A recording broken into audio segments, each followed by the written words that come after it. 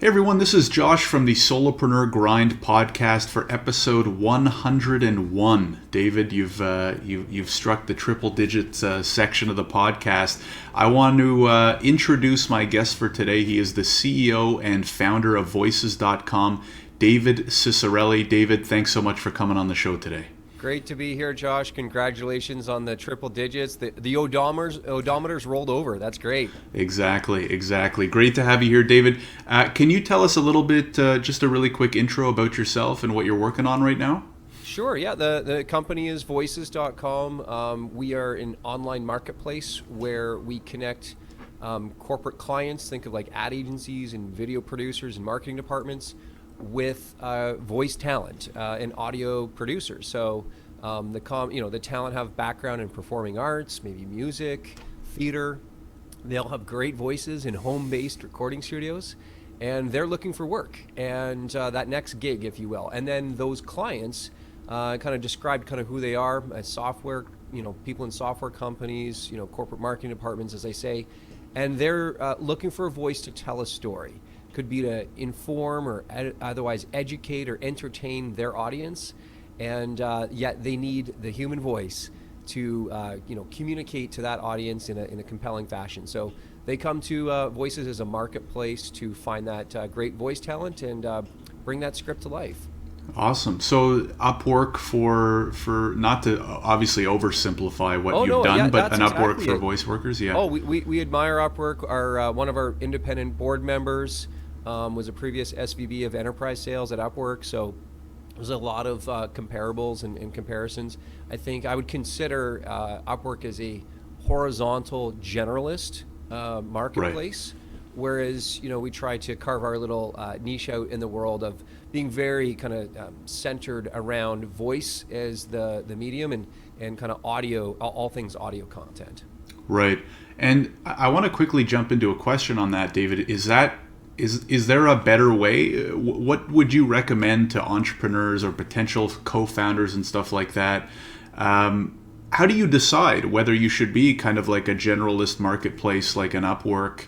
Or I'm trying to think of another example where maybe like an Etsy, which is like all kind of art, as opposed to going deep like a Voices.com, or like making the comparison to Etsy is maybe like Teespring or one of those stores where it's like just t-shirts, very niche, specialized. I mean, there are some huge players. I mean, we talk Upwork and Fiverr, I think would be kind of those would be like the 1, 2. I mean, they're publicly traded companies, like market caps in the $5 to $10 billion range. They're just massive. So you have to ask yourself, where can I win, right? Where can I be different from those larger players? And in a two-sided marketplace, what you might consider doing if that's, viewing huge trends around freelancing, pick one of those vertical areas of expertise. Maybe you're great at graphic design, or a lot of graphic designers. Maybe it's even something more kind of specialized, like logo design or even kind of 3D animation. And that's really kind of what we had done with Voices. And my background's actually in audio engineering, so this was kind of a space I knew well. And so it felt very natural to me. I mean, and I think over time you can consider, hey, is it the right moment to, expand, add on other adjacencies or kind of complementary categories? But I think one of the ways we've, dare I say, kind of been successful up to date has been that we have been so focused on one area. You kind of gain a bit of a name for yourself. You really understand the nuance of that vertical market, and for the most part, I think that's played out pretty well. I think of it as in terms of like optionality. You can always expand into other categories should there be a compelling reason to do so. But until then, if you feel like there's lots of wood to chop in your space, headroom is sometimes we describe it like where you are today versus like where you want to go. And if there's lots of space, then generally for the most part, you probably want to stick within that and just go deep. So there's always a temptation, but we've found it to be more successful trying to own and lead within one vertical market before considering others. Awesome. Yeah, that's a great answer. David, can we go a little deeper into that background you were mentioning? What were you doing before voices.com, or how did your career start even? Yeah, well, I mean, like most entrepreneurs, I think it kind of there's usually some inkling, maybe in childhood or an early life experience. For me, mom and dad put me in music lessons, and I had always fascinated with piano, played drums. We also had cool audio technology that I really loved. There was a record player at home. Used to create mixtapes, and we had the shortwave radio. You could dial into radio stations around the world. So there's a kind of this tendency early on, and I wanted to, I guess, grab a hold of that and turn it into an education. So I went to here in Ontario, Canada, called the Ontario Institute of Audio Recording Technology. In effect, a specialized kind of recording engineering school and program. Graduated from there and actually opened up my own small recording studio, and basically kind of took out a small loan, $15,000, got some equipment, and I actually ended up getting my name in the local newspaper on my birthday, the London Free Press, and it kind of introduced me to the broader business community. And I ended up getting a few, gigs from that. One notable one was actually Stephanie, now my dear wife and co-founder in the company. And she, at the time, she was a classically trained singer. She'd sing at weddings, funerals, other special events. Her mom would carpool her around the city to record these sessions. Sometimes people wanted to hear her audition first before hiring her. And her mom saw this newspaper article, believe it or not, cut it out, and left it for her on her bed and said, hey, you should go get your singing repertoire recorded at this new studio. And so she came down to the studio, chaperoned by her mother, of course, and we ended up doing that work and really hit it off. At the same time, Josh, there was a couple other gigs that kind of inquiries that came in. Some event management company wanted some phone system recordings, a hair salon wanted some radio commercials done, and they wanted a female voice. So I had just met Stephanie, and so I gave her a call, and I said, hey, I got these gigs. I came in, what if I be the engineer, and you be the female voice talent, and you just read this page of copy, and we'll split the money 50-50. So that's what we did, and kind of realized that we enjoyed working together, and built, this kind of, this really quite primitive, static, brochure-style website, which showcased Stephanie as the one voice talent. And that actually soon attracted other freelancers. Somebody from Montreal and Quebec spoke French. Hey, do you ever need somebody who speaks French on your website? Can you list my name? We had people in New York and LA who did character voices and celebrity impersonations. And so we always just said yes. And it got to the point where there was a few dozen talent on there that actually attracted clients who would discover the website and say, I see this person on there, this talent, I can click play, I can listen to them. How do I get in touch with them? And that was like that first moment where we realized, wow, maybe we should step back from doing the recording, right? And still kind of operating this kind of quasi project recording studio, step back and instead, let's be the connector. Let's be that trusted intermediary that kind of brokers deals, facilitates these transactions between the client who's looking for work and the talent who's looking for that next project to work on. And so that's the genesis. That's been the main idea all of those years ago, and for the most part still the same business that we run today. Right, that's very cool. And as you're telling the story, it just starts to, like, the light bulb, like, oh, that's where voices.com came from and how it evolved. And what I hear a lot from guests like yourself, David, is I think for a lot of new business endeavors, they're not these like eureka moments where someone has a brilliant idea out of the blue and they open a business and they ride off into the sunset, right? It's very often the case of, especially for someone like you, you're doing another version of it or something, parallel to it. And as you keep accepting these new opportunities, something else presents itself, usually pretty related. My dad always, made sure it was kind of top of mind. He's like, you just never know what this business is going to evolve into next year, and really kept me open-minded because failing that, it would have just been, no, got to run this recording studio, bill out at $30 an hour, kind of trading time for money type thing. And I think we did actually, the calculus early on, after kind of getting these first couple of gigs and, pairing people up, in the earliest days, there was no web application. It was just a static website. I think Stephanie and I, at that time, married and had one child. And I think we're realizing, do we really want to continue trying to run this recording studio, or what if we could, as we call it in the startup world, pivot, right? It's this evolution of the idea into something new. And the calculus was simple. The goal was how could we generate $100,000 and of just sales? And it's like, wow, that's a lot of billable hours, if you will, in the recording studio.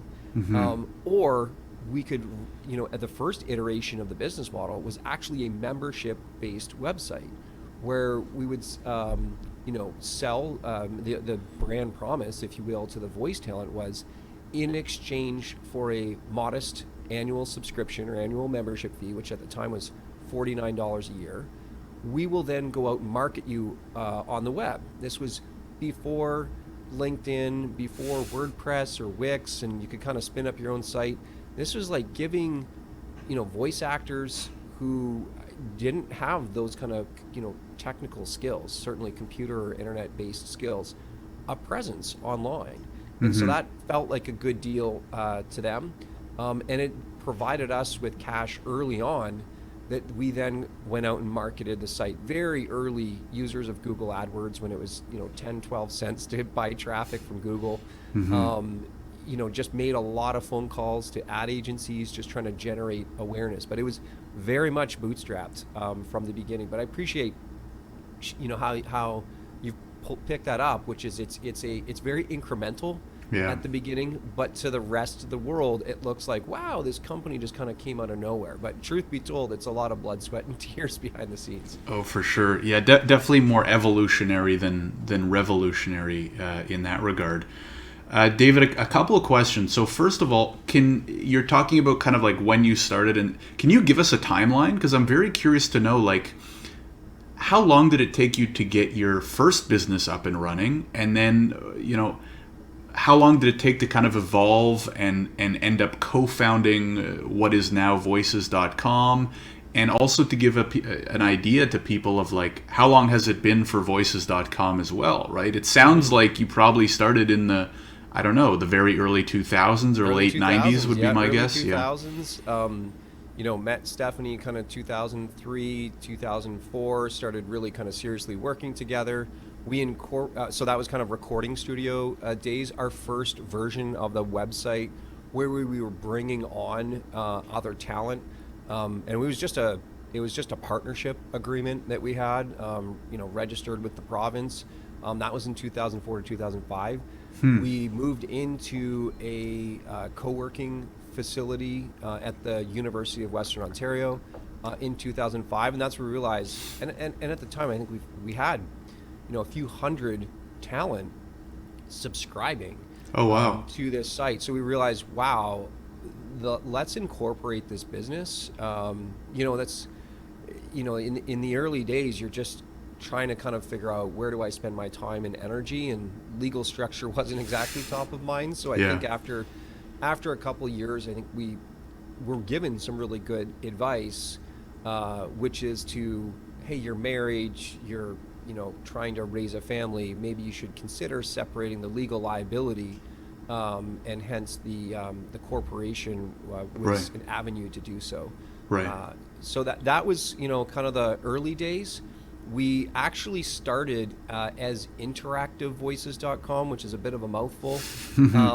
So lest anyone think that we just kind of landed on a premium domain name, couldn't be further from the truth.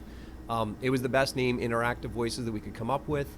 People didn't know if it was singular or plural, all kinds of misspellings. It kind of pigeonholed us into being like new and interactive media. And so I really wanted to rebrand. I wanted to change the name.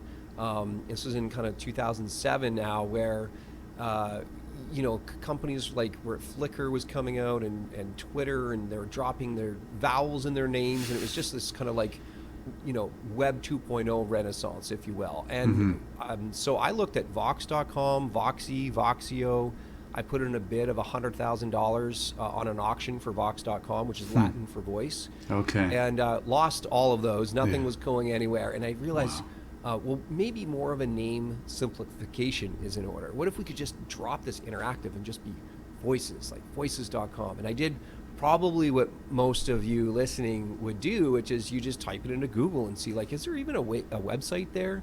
And it ended up being a medical journal called Silencing the Critical Voices in Your Head. And I was like, oh my goodness, well, at least it's not like AT&T selling telecommunications or like owned by, it was basically kind of an unused, abandoned name. I did a who is lookup, the reverse lookup to see who owns this thing. And it ended up being an internet marketer in Colorado that was managing the site for, I believe it was his sister, maybe sister-in-law, but it had been abandoned since the year 2000.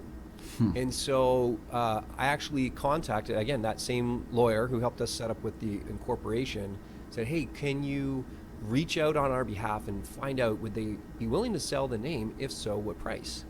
And so they came back and he said $50,000. I was like, oof, well, better than 100 we were going to drop on Vox, but we do not have 50,000. And the lawyer taught me an important lesson, which I relay and remind myself often, which is to never take no for an answer. Maybe the timing was right, maybe the deal terms could be negotiated. So we went back with $30,000, which we broke payments into $5,000 increments. So every quarter I'd send $5,000. And with that, Josh, we went for the deal. Wow. So we were able to get voices.com as a domain for $30,000. And I can say that with confidence that was the moment.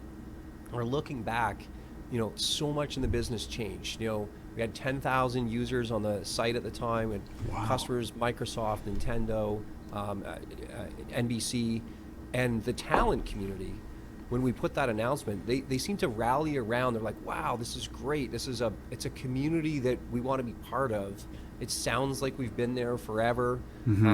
Plus, we also got inquiries from journalists who would be doing some research. There'd be some new, animated movie or some early days of like text to speech on, Amazon Kindle was one of the stories early on. There was a reporter from CNN that reached out. They just wanted a quote or commentary, and journalists are doing research like we all do. They're doing research on Google. And if you see, site 123, site with -biz and voices.com, it's like, oh wow. And then clearly this is the optics, or it looks like the one a market leader. So that was a great decision. Just shows you sometimes you need to step out and be bold if it's something you really believe in. And I can only imagine what that URL is worth right now. Like, I would have to imagine like maybe 7+ figures. I don't know. Well, it's funny because from time to time, we'll get, domainers. It's a whole, subculture. I've had domain flippers on as guests on the show before. I didn't realize it's a whole, and they have profession. Like thousands and tens of thousands. Some situations. I've kind of listened in on a few Clubhouse, rooms because of that. It's really fascinating. But they, I get these inquiries. I'm like, well, you want to sell the domain, $25,000 or $50,000. I'm like, the whole, basically would be buying the business at this point. And so I think it's pretty tightly coupled to kind of who we are and what we do and our identity.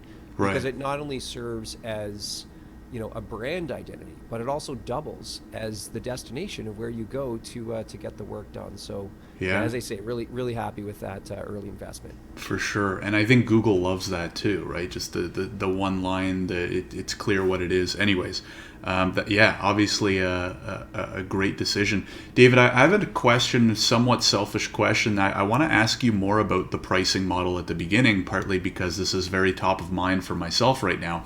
You mentioned $49 for the year. I have two questions. Number one, were you also taking a cut of any deals that happen? So if you did match the voice actors with a company, were you taking a percentage of that, or any other, was it just the 49 a year? Was there anything else? And then number two, what would you recommend for someone who is, again, selfish question here, they have a tech company of their own, and they're thinking of, these kind of like new offering doesn't really exist in the market. How do you go about trying to come up with an offer to, like, what would you suggest? Is there a step-by-step process you guys took? Was it a whiteboard? Did you just say, hey, 49, screw it, let's go sell it? Curious to hear, maybe your process and maybe what you might recommend to someone today. Yeah, well, let's unpack the evolution of the business model. You're right. It started as purely a membership-based website, because it was, in effect, Stephanie wrote this long form email newsletter, if you will, that she had sent out, and that really kind of made that pitch. Here's what we're going to do. Here's how we found you. Here's what we're going to do. Here's the value that's offered. If you want to subscribe to this website, you can, buy a membership and here's the link to PayPal. So we just had a PayPal link. We sent that out, and again, dating myself here, which at the time was the Yahoo directory. It was basically a catalog of all the websites that were in the arts and entertainment kind of category within this Yahoo directory. Stephanie emailed hundreds of people, and we ended up doing $5,000 of business over that first weekend. So right away we knew, okay, we're on to something. So there wasn't, it was basically trial and error. It also felt a little, if you will, intuitive, that like, hey, not $100, it's kind of like $3, $4, $5 a month. Like, it kind of just felt like very cheap, to be honest. And we were just trying to get enough demand. It was not a freemium model, and that's also important to know in the early stages. It was membership only, which kind of created a bit of exclusivity. We knew we didn't, because right away we would actually have to go out and get the other side of the market. We would have the supply, the talent, but then my job was always the client guy. I had to go out and get all the jobs onto the platform. And so we almost didn't want to oversell at the beginning, because then you just have too much supply and not enough demand. So that $49 subscription, we were intentful, I think, over the long run to, again, incrementally, I'll reuse that term, increase price when we felt like we were over delivering on value. So it went from 49 to 99. I mean, fast forward to today, it's a $500 a year subscription. We did not have the transactional element at all. Wow, that is a great deal. 50. You figure if they get one client, it's more than worth it. And I think that's, and now what and that's kind of been the almost the like unstated. I mean, we did use that explicitly in like our messaging early on. It's like one deal, and it one job in the year, you pay for itself. And what I think was happening was we were increasingly seeing clients, the buyer, gain so much value in this exchange where they didn't have to book out a recording studio because the talent worked from home. They didn't have to travel at all. They weren't going through an agent or a casting director. I mean, they were saving a couple $100 easy. And so, did the talent set their own price then? Yes. You just kind of intro them and said, hey, you guys figure it out? Yeah, we said, here's the job from the client, talent, you quote on it, and the client, and then submit your audition, if you will, along with your price. And then the client is comparing samples of people reading their actual script, along with a price. And because it's not always the lowest price, it's also, there's kind of a misbelief about that, but you're kind of comparing quality of talent against price. So it's almost kind of like 99 designs as well, right? In the sense that it's a bit of like a bidding, so to speak. Exactly. Yeah, exactly. So very cool. Yeah. So once we realized we were like facilitating these transactions, people would kind of consummate the match, facilitate the transaction, but the transaction would occur just by an exchange of PayPal. Every now and then the deal would go sideways. The talent would generously deliver the file before it's an MP3 file or a WAV file before the work before getting payment. But the talent would hold us accountable for it, and we realized we can't let this persist. So there was a problem there. It didn't happen all the time, but when it did, we realized wow, we feel like we have a greater responsibility here. And again, through surrounding ourselves with other business advisors, saying like, you're delivering all this value to these corporate clients and they're not paying you anything, you got to figure out how to monetize that transaction. That's the value unit, that why everyone's coming is to complete this job. And so we did end up developing in addition to the subscription model, a transactional model that started with a 10% transaction fee. Today it's not. Today it's 20%. So the options are, hey, you can sign up for free for the talent, or you can upgrade to a premium subscription, which just unlocks additional features and benefits. And on top of that, for work that is procured through the platform, which of course we want all of it to be done, so we capture the payment and disperse the payment as well too. So we're capturing the payment up front, which gives the talent the guarantee and peace of mind that they can do the work and get paid in a timely manner. And then the client again just simplifies that payment process, which old world, much more complicated with contracts and some situations unionized rules. Like, clients move fast. If you're at an ad agency, you just want to find a great talent, pay by credit card, and get the file really same day or next day, and be on your way.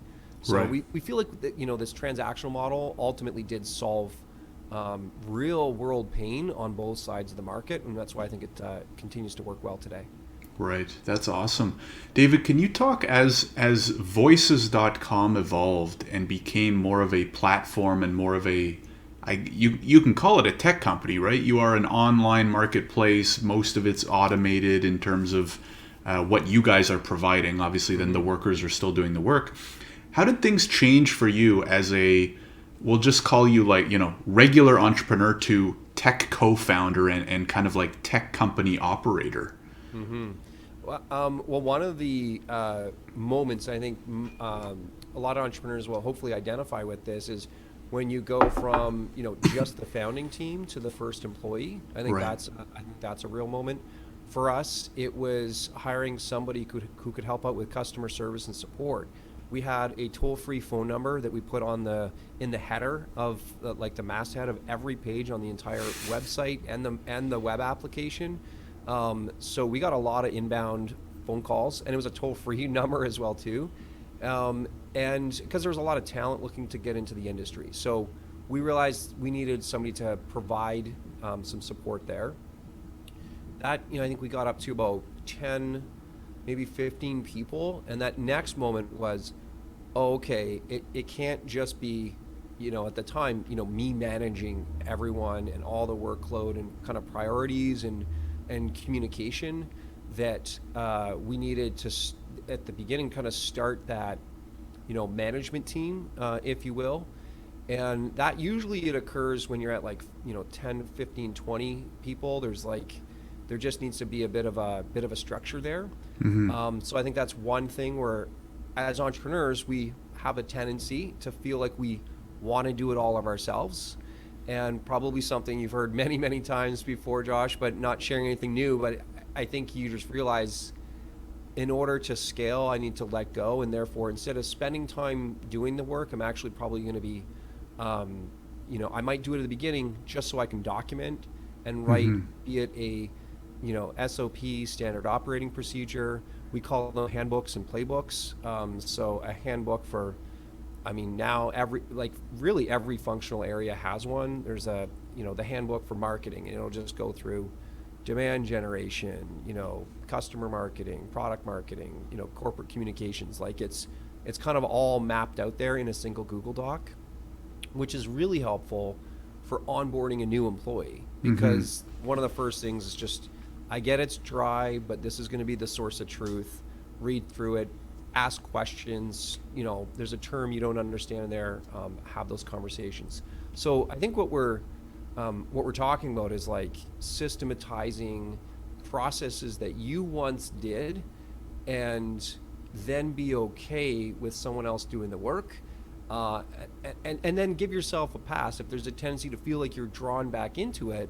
I guess I apply is it Winston Churchill's, trust but verify. So I think you do need to trust people to do it, and then do spot checks. And that could either be, you can set up structure around that, where it's maybe a once a month reporting session, or it's a weekly one-on-one with the person who's kind of running it and doing it, day in, day out. I found reporting sessions are a great way to consolidate a lot of information, look at the data, as well as hear recommendations for how to improve that area. And you're really just raising up, that next generation within your company, or providing a sense of ownership over that area. But those are, these are, I'm probably making it sound easier than it is. It's probably more emotional than technical, but Right. the standardization of processes is absolutely critical in those early days, if you can do it well. Right, absolutely.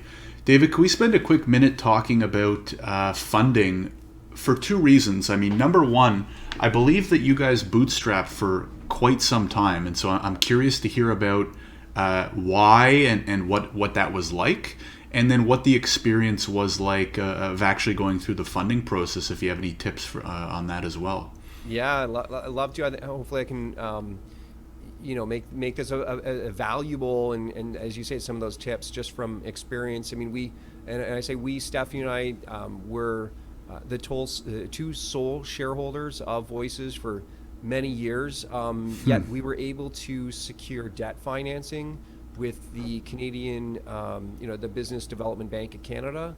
Our first loan with them was $250,000.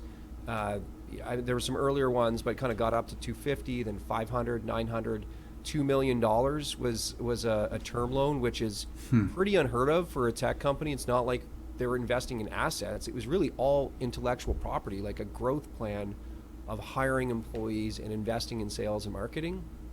And so as part of that experience with the BDC, Business Development Bank of Canada, we were paired up with a strategic growth advisor who really evaluated, like, what's your strategic plan like over 3 years? We kind of had like an annual operating plan, but like, if we really want to take that next step, like, what's that big play that you're making, that one big kind of push?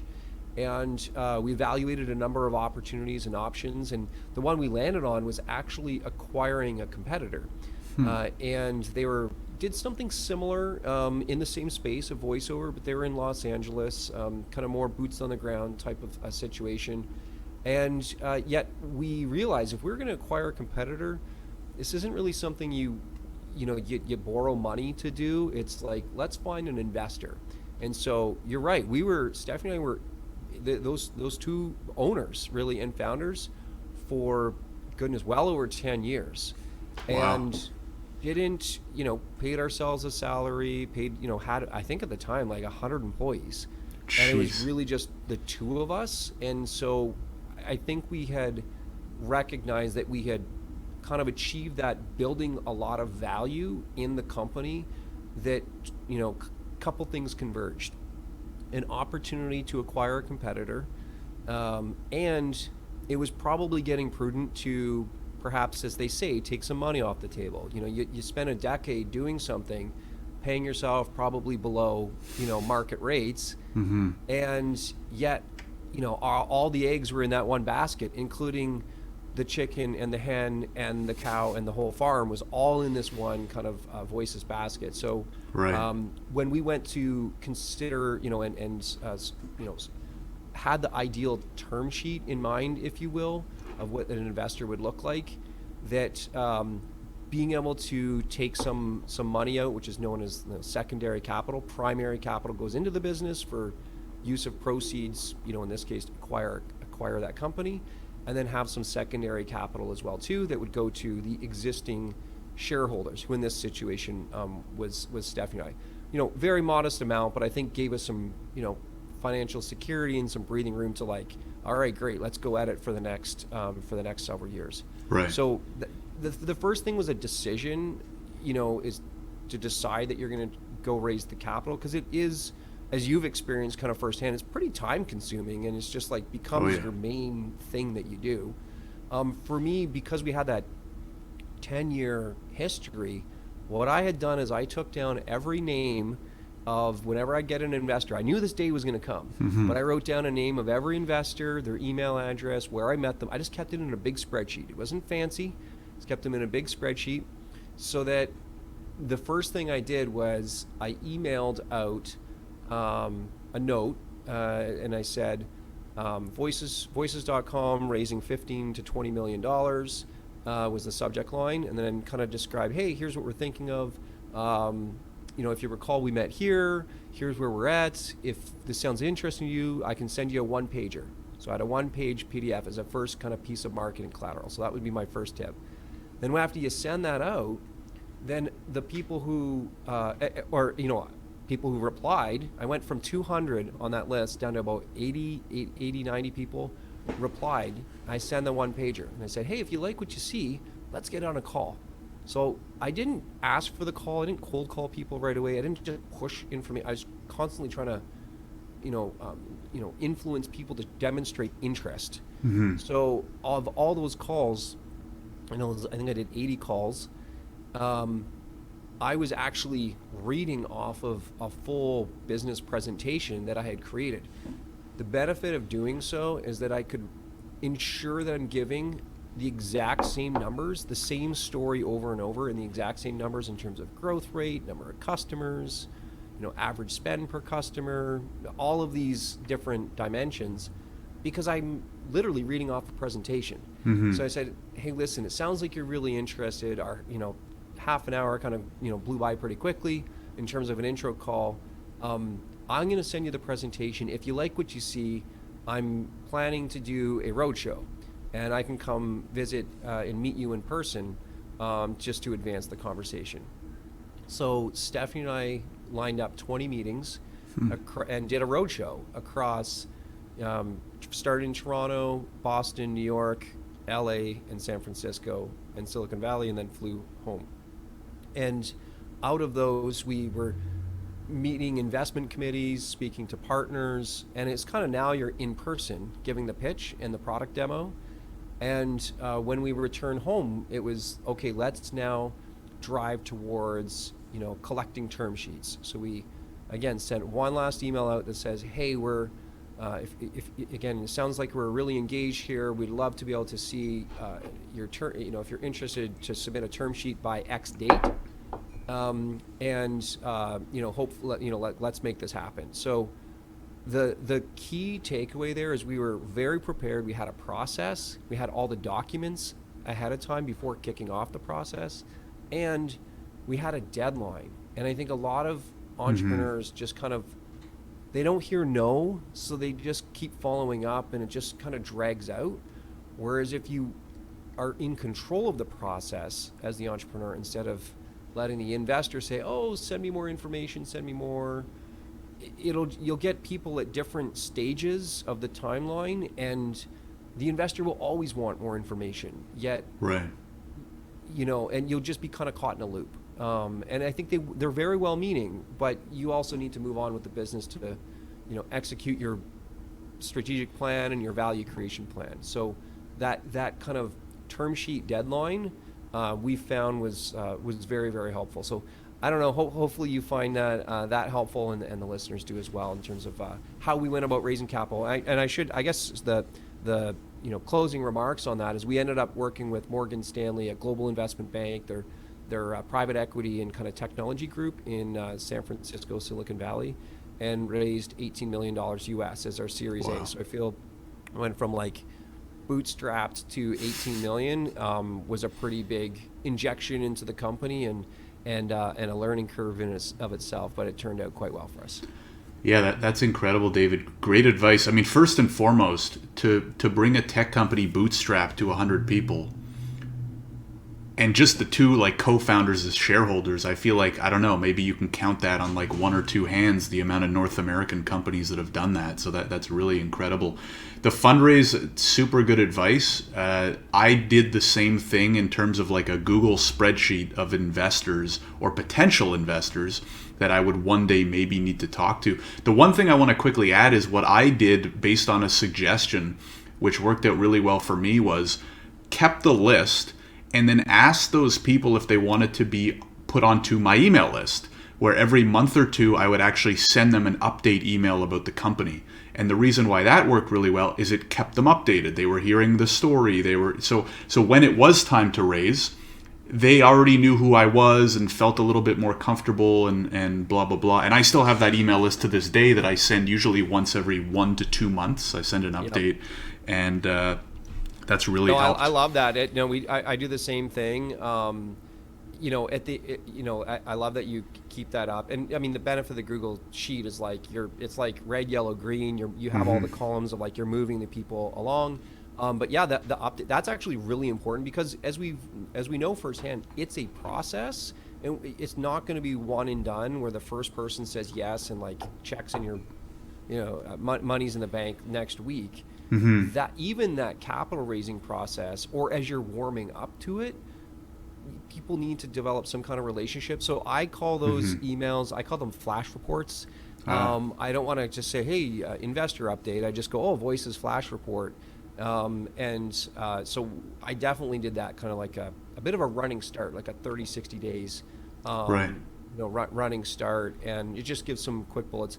From time to time, I likewise even receive those from other entrepreneurs kind of within the circle, and like they're like really well done. So metrics driven, just demonstrating progress, where are you at on the capital raise, if you can be so kind of open on that one. But yeah, I love that you've done that and continue to do so, because you're right. You never know when that next opportunity is. Either you need the money, or you want the money, or you're ready for it. And likewise, that investor, timing, kind of might align with them as well too, where they want to take that next step. Yeah, and I mean, lastly, to kind of finish up on that topic, and people ask me now, what is it like to fundraise? I think fundraising is just sales, right? It's like anything else. Like you said, you need to develop relationships with people. In this case, it's investors who sometimes have lots and lots of money. But at the end of the day, they're still people, right? They put their pants, what's the saying? You put your jeans on the same way or whatever. Yeah. And it's one leg at a time, just like everybody else. Exactly. You got to build trust. You got to build familiarity. And that's what leads to these things. So anyways, David, this has been a great conversation. I could probably think of another 100 questions to ask, but we got to respect people's time here. Thanks so much for coming on the show. The story is incredible. The business itself is very impressive in the way you kind of started and grew it, and God knows, I'm sure you'll continue. If people want to either connect with you or learn more about the business or yourself, where do you recommend that they go? Really, the best place would be to connect with me on LinkedIn, just David Ciccarelli on LinkedIn. That way we can be in touch, not just a one time, but hopefully, admire and celebrate each other's careers as we grow. And then if you are interested in either signing up as a voice talent or an audio producer, you can sign up for free on voices.com, or perhaps you're, as we have most of us here, are an entrepreneur. Maybe you want to launch a product tutorial or some kind of promotional video and you need a voice, then hopefully we can serve you on voices.com. Awesome. We will have links to both of those, the LinkedIn profile and the website, in the description. David, thanks again for coming on the show. Really appreciate it. Hey, thanks so much, Josh. Great being here.